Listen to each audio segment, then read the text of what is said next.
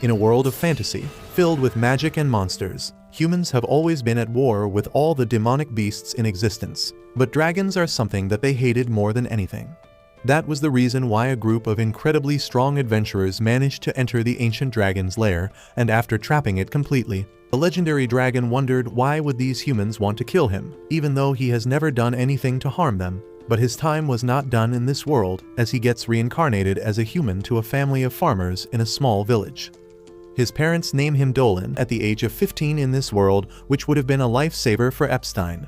But being an adult means that they have to live on their own and manage their own life. One morning, Dolan meets up with his ugly brother and they go over to the nearby river to fish. His brother asks Dolan whether he is going to the swamp tomorrow, as the captain of the village guard is busy playing Red Dead 2, where he salts the fish and hangs it for drying, as he remembers that their village is on the outskirts of the kingdom, on their own. A little while later, a red-haired lowly calls him for his daily magic training, so he walks over to his teacher's house, and winters here are incredibly harsh, so they always collect a lot of food beforehand, so he decided to drop some off at his parents' place. He is warmly greeted by his family, and his mom cooks a bomb dinner for them as usual. After dinner, his dad tells him a seizure which only confuses Dolan. But before he could understand what's happening though, a giant monster emerges from behind her and tries to crush her beneath his paws. She screams for help, and thankfully, Dolan comes in clutch as he slashes the beast's legs off before grabbing the blonde hoe and running away. The monster seems to be made out of muck as he easily regenerates its leg, while Dolan and the girl hide behind a giant shroom, which ago, and it's very possible that this monster was born out of that. He turns towards the thought and asks what her name is. The girl replies that her name is Cell, and she is from the breed of monsters known as the Lamias. Dolan has heard of these labias or whatevers, as they are famously beautiful and are known for their impressive magical skills. He asks whether she would like to fight together, but she's the strongest, and she might embarrass herself. He tells her not to worry about all that and simply provide backup, as he will go in the front and attack. Cell agrees, claiming that she will try her best to provide support. Dolan finally gives her a signal, and they both go on the offensive, coming out of their hiding places and attacking the monster. The giant beast immediately attacks them as well as them off effortlessly. Chants a very powerful spell which starts choking the earth elemental without even asking for consent. Cell starts having trouble maintaining the spell, but this was enough of a Dolan immediately rushes over to her, checking whether she was hurt, and then he claims that she must be cold and dirty and should get cleaned so by the time night falls. Cell is surprised to know that this man has seen other Lamias, and Dolan replies that the Lamias he met before her were much more aggressive and wary of humans. He asks what was she doing so close to the human settlements, and she claims that she has recently turned 17, which means that she is an adult now and needs to leave on a journey to find a husband for herself. She excitedly eats her dinner and loves the soup while talking.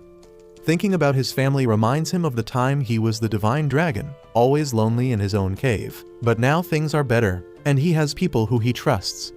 The next morning, they both get dressed up as Dolan decides that he won't act like a desperate incel and play hard to get. He tells Cell that he would be heading back to his village now, while Cell replies that she will continue her journey south to keep looking for her husband. The next day, Dolan and the redhead lowly learn how to cook like Walter White and Jesse Pinkman from the old hag. She tells them that unlike normal medicine, magical medicine needs to be prepared with much more care, because just a tiny bit of imbalance in the ingredients can be life-threatening. The lowly seems to be a pro as she gets recipe right in the first try, but Dolan fumbles and ends up burning the blue ball cherry. The old hag tells him that he needs to have better control over his fingers, otherwise he won't be able to keep his girlfriend happy, and he apologizes. The lowly Airy tells him that it is not the case, and he can keep any girl happy because she is sure that he has a cannon between his legs, and the old hag realizes what's going on. Dolan ignores her words and says that it is true that he isn't good while working on such precise recipes. Airy is a bit upset, but then the old woman inspects her medicine and says that she did it perfectly. She dismisses her for the day and tells her to go out and play now. Meanwhile, Dolan is thinking that as a dragon, he never got sick so he didn't have to worry about medicines, but now he can't manage to do the tiny adjustments. The old witch also tells him that although he is good at offensive magic, he needs to get better at magical medicines, but there is no need to rush. She tells him that he should take his time and try out different approaches to find what suits him the best. Later, Dolan gets invited over for lunch by Ares' family, and as they pray to the goddess Myrael, he thinks about how he has not seen her since a very long time. After lunch, he runs back home, but the village cowgirl stops him and offers him her milk. Dolan knows that the cow lady's milk tastes heavenly, but he doesn't want to act desperate. He tries to refuse, but by that time she has already squeezed out some milk in a cup. Dolan gulps it in one breath and then runs to the French idiot Albert, who is training some kids to become future knights. They stop training as soon as they see Dolan and rush to show their progress, but he is not interested. He tells them to take a break instead, and then suddenly, he senses the presence of a monster coming from the forest. While Dolan doesn't say anything about it to Albert, he enters the forest at night to see what is happening. He thinks that the presence felt quite familiar, and as he goes deep into the forest, he finds the glow of a campfire. Dolan goes close and finds that it was actually Sel whose presence he felt, and right now, she is in the middle of a hot sponge bath. She freaks out on seeing the pervert Dolan staring at her without any hesitation, and falls back. Dolan quickly rushes to her side and stops her from falling and dirtying herself, before asking what is she doing here. Sel covers her plot as she tells the pervert to stop watching her, and he asks why. He says she looks beautiful and her beauty isn't going to reduce just by his stares. She says that it is embarrassing for her, and he should also have some shame. But like a total Chad, Dolan says that all living beings are attracted to beauty, so there should be no shame in watching her. That earns him a tight slap, and even after covering up, Sel is upset at him. Dolan still doesn't understand what he did wrong, but he changes the topic and asks Sel what is she doing here. She sadly says that all the men she met on her journey were afraid of her, so she came back to find Dolan. Even she was quite scared of humans, but she worked up her courage to greet them. But they didn't even give her the chance to explain herself and ran away as soon as they saw her tail. Dolan thinks that he lucked out to have this thought back, and says that he had been wishing to see her again. He suddenly realizes a way to get her to stay longer, and then asks what does she think about staying with him. Sel freaks out and asks what does he mean, and Dolan says that she can live with him in their village. Sel thinks it is impossible because people will be afraid of a monster like her, but Dolan explains that they already have demi-humans and beast folk living with them, so she would be eventually accepted. As for her being a Lamia, Dolan believes that people would be afraid at first, but her gentle personality and enormous plot would win them over in no time. Sel is overjoyed at the idea that she can be friends with humans, and gladly accepts to live with Dolan. He too says that living with her will make his life more enjoyable, and there would be some good perks for her too. Sel wonders if he is talking about the nighttime exercise, but Dolan has something better for her. He says that when they start living together, she can have his life energy anytime she wants. He stretches his hand towards her and Sel nervously takes it. Dolan sends some of his life energy into her body, and Sel feels a river flowing between her legs. After she is satisfied and smiling, Dolan tells her his plan. A few days later, the roided-up knight captain and his troops find a huge boar and some fishes at their doorstep. The same thing had been happening for some days now, and everyone is curious. The redhead Mal points out at the trail of a giant snake on the ground, and another girl says that it must be the half-snake monster that they have recently spotted in the forest. The captain knows that Lamia are powerful and dangerous monsters, and he doesn't understand why would one leave her prey here, so he decides to inform the village elders about it. Everyone wonders if the monster who is leaving delicious meat on their door is their enemy, but the knight captain tells them not to be fooled. He says that a monster will try to hurt them in the end, so he suggests that they form a unit to kill her. Others tell him that they should not take any risks because Lamia are powerful monsters and suggest requesting backup from the capital. The old hag, however, doesn't agree with them. She tells the knight captain that no matter how much he cares about the village, he should not take rash decisions without considering all things first. Just then, Ari comes to the room with a weird pot in her hands and tells the hag that she did the fortune-telling just as she asked her. The old woman checks the results and says that the fortune reading says that the appearance of a snake is a good fortune, so they must not harm the Lamia. Dolan was chopping wood outside and listening to everything. He is delighted when he hears that the old witch has convinced everyone to give the Lamia a chance, and in the evening, he runs to the forest to share the good news with Sel. He tells her that there is no immediate threat to her, and now they are ready to move to the final phase of their plan. Sel thanks him for helping her, because he was the one who told her to leave meat offering outside the village and even helped her hunt. Dolan tells her to not mind it, and then explains the final part of his plan to her. The next morning, all the capable fighters of the village and the knights gather for a joint training. Captain Balan tells them about the monster called Lamia and says that they need to stay on guard against her. Albert tells Dolan that all of the village's big shots are here, and he realizes that Balan still considers Cell as a threat. However, all the important people here are just what Dolan needs for the last part of his plan. Balan and Mal aside, the most important person for his plan is the priestess, who is greatly valued in the village because she can use healing and purification magic. She represents the church and has the power to declare Cell good or evil. Dolan wishes that everything goes well and the priestess doesn't judge Cell as evil. He looks towards the forest where Cell is trembling with fear and anticipation. Last night, Dolan told her his plan, which included him jumping into the den of low-level monsters and Cell saving him from them. He told her that once she saves him, no one will call her evil, and she will be set to live in the village. She is not sure about it now, and wonders when is she supposed to take action.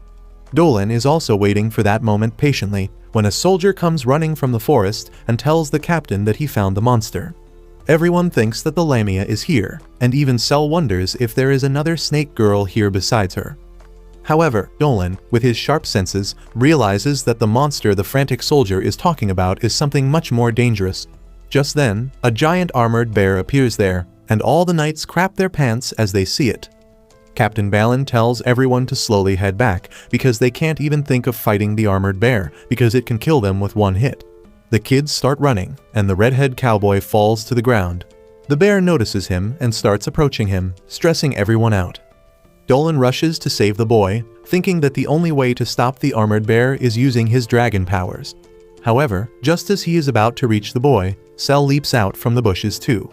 She shields Dolan and the boy with her body, suffering a severe injury from the bear's claw in the process. Everyone is dumbfounded to see this, and then Cell turns towards the bear, using her innate hypnotic powers on it to send it back to the forest. The bear obeys her and heads back, and everyone is surprised by Cell's powers. Dolan asks Cell if she is fine, but she asks him if he is blind and can't see the blood gushing out from her wounds. Just then, the knight captain slams his weapon on the ground and tells Cell to get away from the villagers. Dolan tells the boy to run away, but he stays behind. Balan asks him to come too, but Dolan asks him not to hurt Cell because she saved his life. Balan says that despite that, she is still a dangerous monster, and he cannot let her go for the safety of the village. Dolan stands up to him, saying that he was not taught to repay kindness with cruelty, so he will stand by her. Balan decides to question Cell before doing anything else, and asks if she has been leaving the offerings outside the village. She affirms, and then bows before him, asking him to let her stay in the village. She talks about how she left on a journey following the customs of her species, but it was too lonely and scary experience. She just wants to stay in the village for a bit, and swears that she has no hatred towards humans because her dad was a human too. She swears that she won't harm anyone and begs them to let her stay. No one is afraid of her anymore, and Balan turns to the priestess for her opinion. The priestess is standing still, staring at the sky as tears flow down her face. A divine light shines on her, giving her a message from goddess Myril. After the divine message ends, the priestess declares that Cell is not evil, and the goddess told the villagers to live in harmony with her. She approaches Cell and tells her that she is welcome into the village. Cell lifts her head to thank her, but then suddenly faints because of the blood loss. Dolan catches her, and she is hurried to the village for treatment. The next day, Cell has recovered enough for Dolan and others to show her to her new house. Cell can't believe her eyes, and when she goes inside the house, she finds many cushions and a stuffed toy on her bed. She is moved by the gesture of the villagers and thanks them. Balan says that he should be the one thanking her for saving his son's life, and then apologizes for pointing his weapon at her. Everyone welcomes Cell to their village, and then Dolan introduces himself to her in front of everyone to pretend that they didn't know each other from the get-go. A couple days have passed by, and now Cell seems to have totally melded with the villagers as she talks and laughs with them as if she has been here her whole life. Dolan is obviously delighted to know that his efforts were successful and decides to thank the goddess Myril himself. That Lamia seems very nice, so she had no choice but to save her. Dolan still finds it hard to believe that a literal goddess managed to recognize that he was a dragon born in a human form, but Myrael simply laughs, claiming that his life force was much stronger. She claims that he always seemed so sick of living when he was in his dragon form that it really surprised her to find him happy and fulfilled as a human. Dolan replies that when the hero's blade pierced his heart, he literally felt no anger or sadness over his death. In fact, he was a little relieved to know that his life was over. But as a human, he has made some lovely memories staying in the village and how the humans live each day to the fullest because they have such short lives. This gave him a new perspective and he started enjoying every day of his life on Earth. Myrael smiles and tells him that lately he seems to be a little too happy, and claims that this might be due to the snake bitch, as even Cell is happier than usual ever since she came in this village. Soon he returns back to his physical body, and the next Dolan tells her to knock before entering, as he sometimes likes to bust one before starting his day.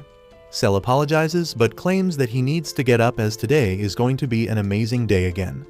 It turns out that Chris, the night woman who is strong and independent, is having a practice sparring match against the Vice Captain Mal. The entire village is standing around them, watching them go at each other, while the men try to decide who is more strong and independent. They realize that Mal doesn't seem to be going all out right now. And even Chris notices that as their swords clash once again, so she backs off, and tells her to go all out this time. Mal decides that it might be time to show this city thought how things are done in the country, so she takes. Balin decides to break the tension, order some grub, but the serving wenches are too thirsty for Chris since she looks like an average K-pop artist. Balin is an alcoholic just like my father who will drink till the morning and then beat his wife later. Mal tells Balin to piss off as she called dibs on Chris, so Balin decides to back off and looks outside the moonlit window and immediately asks Chris to join her. Dolan wonders why are these hosts so thirsty and tells Cell to rein it in, but it seems like Chris is down to be nasty as she jumps on the bed anyways. She is really loving the village. She tells Chris that she needs to drink some of milk, that everyone in the village loves drinking Balin's wife's milk. For different folks, so she lets it go. Dolan starts talking like a main character about how life in village is hard and honest. But the girls are not interested in that horse crap as they pull Dolan back into the bed with them for a fun night. The next morning Dolan makes his way to the tavern where everyone is drinking the milk that Balin's wife freshly squeezed out, while he openly challenges anyone to drink his wife's milk more than he can. Weird but okay. Soon the door opens and Chris enters the tavern as well, and she is immediately greeted by friendly faces all around, while Balin calls her over to try some of his wife's milk. Chris decides to give it a try and engage in this weird custom. She chugs an entire mug down in one sip, and realizes that the milk is actually freshly squeezed. Balin excited as he immediately challenges her to a drink-off. Produced milk. Now this is getting a little too creepy by the writers of this anime, but I have to recap. Once there, an outsider commissioner immediately has both Dolan and Cell surrounded by a bunch of guards which belongs to their king.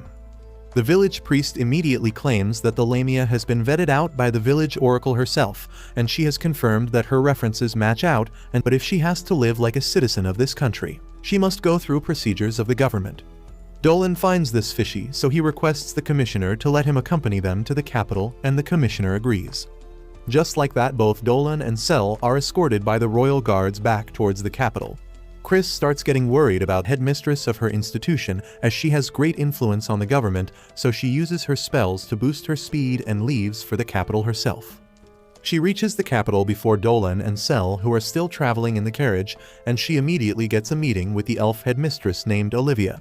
She tells her to sit down and claims that Cell will not be eliminated since she has Myrael's blessing, but because of some recent disappearances. Chris claims that Cell would never do anything like that, and Olivia agrees, claiming that the Lamia was nowhere near the disappearances, but suspects that Kay simply wants to have Cell killed illegally for some other reason. This surprises Chris, as she wonders whether poor Cell and Dolan know what they haven't gotten themselves into, as she prays for their safety. If you liked this video, please subscribe to the channel and watch this next video on your screen.